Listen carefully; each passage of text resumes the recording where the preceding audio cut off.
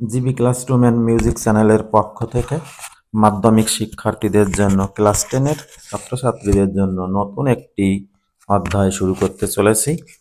নতুন বিষয় অঙ্ক নিয়ে শুরু করতে চলেছি ক্লাস বা ভিডিও। মাধ্যমিকের পাঠ্য বইয়ের সমস্ত অঙ্ক পরপর ভিডিওতে আলোচনা করব এবং মাধ্যমিকে আসার উপযোগী অন্য বিভিন্ন অঙ্ক নিয়ে আলোচনা করব। আজকে আমাদের অঙ্কের আমার প্রথম ক্লাস। এই প্রথম ক্লাসে আলোচনা করব অধ্যায় 1 একচল বিশিষ্ট দ্বিঘাত সমীকরণ। একচল বিশিষ্ট দ্বিঘাত সমীকরণ প্রথম অধ্যায়ে। এই বিষয়ের 1.1 যে অঙ্কগুলো পাঠ্য বইয়ে আছে সেটি আলোচনা করার আগে একটু দেখে নেওয়া যাক একচল বিশিষ্ট দ্বিঘাত সমীকরণ। এখানে তিনটি বিষয়: একচল বিশিষ্ট, দ্বিঘাত এবং সমীকরণ।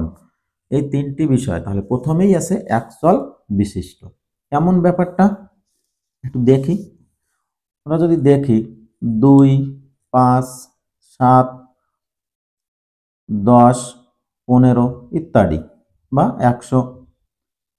এখানে দুটি আম 5 টাকা, 7 জন ছাত্রছাত্রী, 10 কিলোমিটার গতিবেগ, স্রোতের গতিবেগ 15, 100 জন শিক্ষার্থী, যাই ধরি আমরা, যা কি বলি না কেন, প্রত্যেকটির মান নির্দিষ্ট, এর কোনো পার্থক্য নেই। তার মানে এখানে আমরা যেটাই ভেবে নেব প্রত্যেকটির মান নির্দিষ্ট।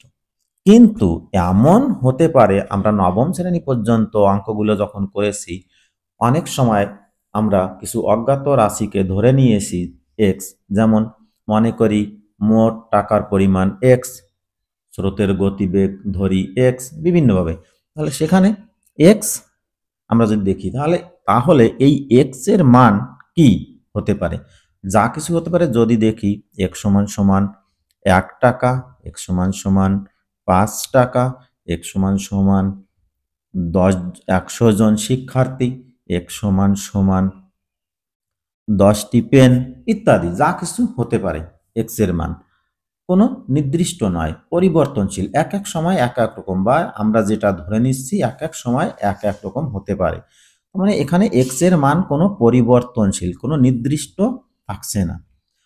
একচল বিশিষ্ট চল কথাটি যে সমস্ত রাশির মান নির্দিষ্ট নয়, যে সমস্ত রাশির মান পরিবর্তনশীল, তাদেরকে বলা হয় চল রাশি। দশম শ্রেণীর অধ্যায় 1 অংশে যে অঙ্ক নিয়ে আলোচনা করা হয়েছে, এখানে এই একচল বিশিষ্ট যে দ্বিঘাত সমীকরণ, এখানে এই এক চল রাশিটিকে এক্স, ওয়াই এবং জেড অক্ষর দ্বারা প্রকাশ করা হয়েছে। যেহেতু এক্স ওয়াই জেড অক্ষর দ্বারা প্রকাশ করা হয়েছে এবং প্রত্যেকটি অঙ্কে এই এক্স ওয়াই জেড এর মধ্যে যে কোনো একটি চলরাশি থাকবে, তাই এটাকে বলা হচ্ছে একচল বিশিষ্ট। আশা করি বোঝা যাচ্ছে। একচল বিশিষ্ট এক্স ওয়াই জেড এর যে কোনো একটি চলরাশি থাকবে, তাই একচল বিশিষ্ট। তার মানে চলরাশি হলো যার মান পরিবর্তনশীল। এরপর আছে দ্বিঘাত সমীকরণ। দ্বিঘাত মানে যার পাওয়ার, ঘাত পাওয়ারটা কি, কেমন হতে পারে? এই যে চলরাশিগুলো, যেমন আমরা দেখি এক্স এর পাওয়ার 1 হলে পরে সে 1 ঘাত, এক্স এর পাওয়ার যদি 2 হয় তাহলে এখানে দ্বিঘাত, এক্স এর পাওয়ার 3 হলে ত্রিঘাত, এক্স এর পাওয়ার 5 হলে 5 ঘাত ইত্যাদি হতে পারে। তার মানে এই চলরাশির উপরে যে পাওয়ার আছে সেটাই হচ্ছে ঘাত হিসেবে ব্যবহার করা হয়েছে। এবং মাধ্যমিক সিলেবাসে, আমাদের দশম শ্রেণীর পাঠ্যাংশে যে সিলেবাস, সেই সিলেবাসে এখানে এই এক্স এর পাওয়ার, যেটা চলরাশির পাওয়ার 2 অর্থাৎ দ্বিঘাত, এই দ্বিঘাত নিয়ে আলোচনা করা হয়েছে। যেহেতু একটি চলরাশি থাকবে এবং যার পাওয়ার সর্বদাই দ্বিঘাত হবে, তাই এখানে একচল বিশিষ্ট দ্বিঘাত। এবং পরবর্তী বিষয় যেটা আছে সমীকরণ। সমীকরণটা কি আমরা একটু দেখি। সমীকরণ 1 নম্বরে একটি চলরাশি থাকতে হবে একটি চলরাশি থাকবে। 2 নম্বরে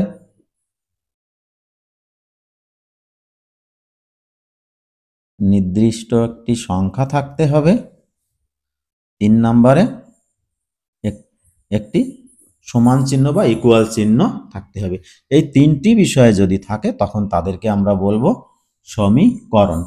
যেমন আমরা যদি দেখি যে x = 7, তাহলে এখানে একটি চলরাশি আছে, একটি সমান চিহ্ন আছে এবং একটি নির্দিষ্ট সংখ্যা আছে, তাহলে অবশ্যই এটি একটি সমীকরণ।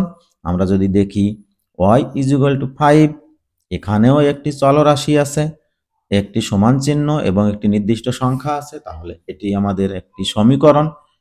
আমরা যদি দেখি x = z, এখানে একটি চলরাশি, একটি সমান চিহ্ন আর একটি চলরাশি, কিন্তু কোনো নির্দিষ্ট সংখ্যা নেই, তার মানে এটিকে আমরা কিন্তু সমীকরণ বলতে পারি না।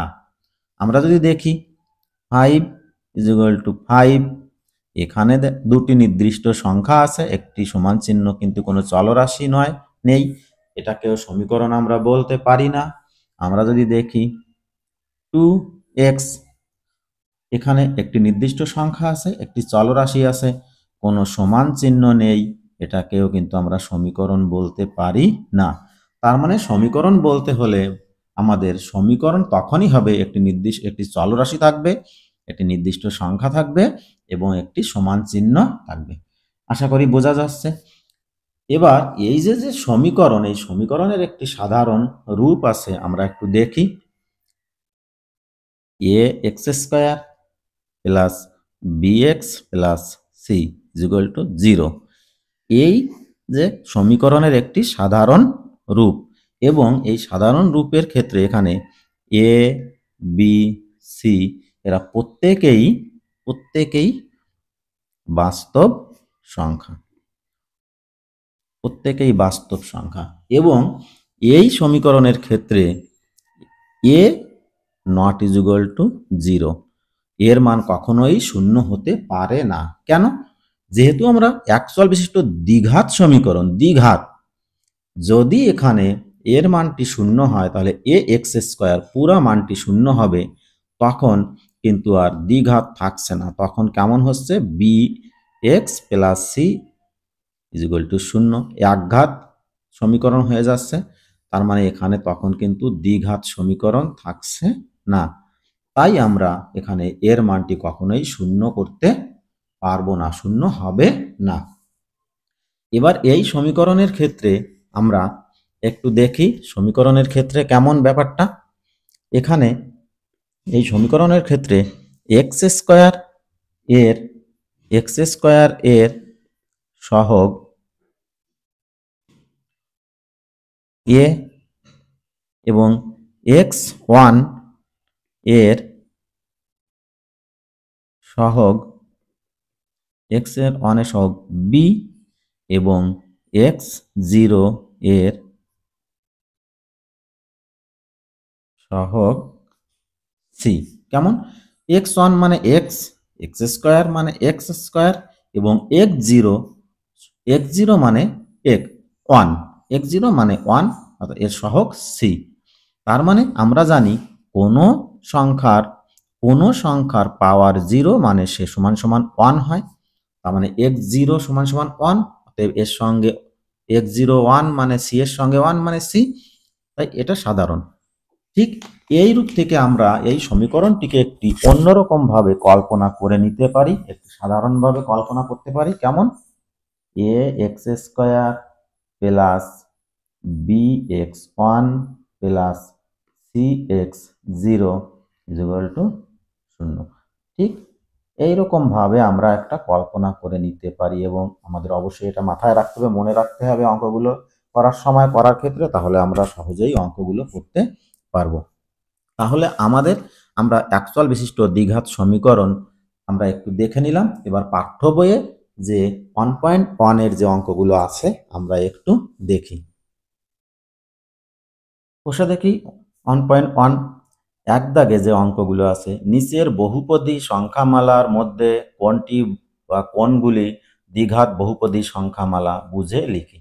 দ্বিঘাত বহুপদী সংখ্যামালা। এক দাগে আছে x square minus 7x plus 2। অবশ্যই এখানে 1 2 3 মানে একের বেশি পদ আছে, অবশ্যই বহুপদী সংখ্যামালা। এবং দ্বিঘাত কিনা আমরা দেখব দ্বিঘাত কখন হবে, চলরাশি যেটা থাকবে তার সর্বোচ্চ ঘাত কত সেটাই হবে তার ঘাত। এখানে যে চলরাশি এক্স আছে, এক্স এর সর্বোচ্চ ঘাত আমরা দেখতে পাচ্ছি এখানে আছে এক্স এর সর্বোচ্চ ঘাত 1 এবং এখানে আছে 2। তার মানে এই সমীকরণে এখানে সর্বোচ্চ ঘাত আছে, এই অঙ্কে সর্বোচ্চ ঘাত আছে 2। অতএব অবশ্যই এটি একটি দ্বিঘাত বহুপদী সংখ্যামালা। তাহলে আমাদের কি লিখতে হবে, যেহেতু সংখ্যামালাটিতে চলরাশি এক্স এর সর্বোচ্চ ঘাত 2, অতএব এই অঙ্কটি প্রদত্ত অঙ্কটি সংখ্যামালাটি একটি দ্বিঘাত বহুপদী সংখ্যামালা। তাহলে আমরা একটু লিখে নিয়েছি, যেহেতু সংখ্যামালাটিতে চলরাশি এক্স এর সর্বোচ্চ ঘাত 2, অতএব প্রদত্ত সংখ্যামালাটি একটি দ্বিঘাত বহুপদী সংখ্যামালা। ঠিক, আমরা 2 দাগের অঙ্কটি দেখি। 7x5 minus x into x plus 2। তাহলে আমাদের অঙ্কটি একটি করে নিতে হবে। কেমন, আমরা এটা যদি করি একটু, 7x5 মাইনাস এক্স দিয়ে আমরা গুণ করব, প্লাস মাইনাসে মাইনাস এক্স স্কোয়ার প্লাস মাইনাসে মাইনাস 2x। আমরা এবার অঙ্কটি দেখি। এই অঙ্কটিতে চলরাশি এক্স এর সর্বোচ্চ ঘাত 5, অতএব এটি কিন্তু সংখ্যামালাটি বহুপদী দ্বিঘাত সংখ্যামালা নয়। আমরা একটু লিখে নেব, যেহেতু সংখ্যামালাটিতে চলরাশি এক্স এর সর্বোচ্চ ঘাত 5, অতএব প্রদত্ত সংখ্যামালাটি দ্বিঘাত বহুপদী সংখ্যামালা নয়। 3 দাগের যে অঙ্কটি আছে 2x into x plus 5 plus 1, আমরা অঙ্কটি একটু করেই।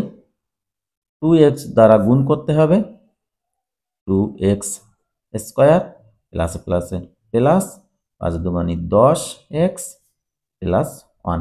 যেহেতু এই অঙ্কের চলরাশির সর্বোচ্চ ঘাত 2, অতএব এটি একটি বহুপদী দ্বিঘাত সংখ্যামালা। যেহেতু সংখ্যামালাটিতে চলরাশি এক্স এর সর্বোচ্চ ঘাত 2, অতএব প্রদত্ত সংখ্যামালাটি একটি দ্বিঘাত বহুপদী সংখ্যামালা। এবং 4 দাগে দেখতে পাচ্ছি 2x মাইনাস 1, এখানে বহুপদ, দুটি পদ আছে, তার মানে বহুপদী, কিন্তু এখানে চলরাশি এর সর্বোচ্চ ঘাত 1, অতএব এটি দ্বিঘাত বহুপদী সংখ্যামালা নয়। তার মানে এটি যেহেতু সর্বোচ্চ ঘাত 1, তার মানে একটি দ্বিঘাত বহুপদী সংখ্যামালা নয়। আমরা 1 দাগের অঙ্কগুলো সম্পূর্ণ করলাম এবং একটু বিষয়টি বুঝে নিলাম। আজকের ভিডিও এখানেই শেষ করছি। আশা করি প্রত্যেকের ভিডিওটি ভালো লাগবে। যদি শিক্ষার্থীদের এই অঙ্কের ক্লাসে একটু উপকৃত হও বলে মনে করো, তাহলে অবশ্যই তোমার বন্ধুদের কাছে শেয়ার করো। তুমি উপকৃত হলে তোমার বন্ধুদেরকেও সেই শেয়ার করে তাদেরকেও উপকৃত হওয়ার সুযোগ করে দাও। আজকের ভিডিও এখানেই রাখছি, দেখা হবে পরের ভিডিওতে। ততক্ষণ পর্যন্ত প্রত্যেকে সুস্থ থেকো, ভালো থেকো।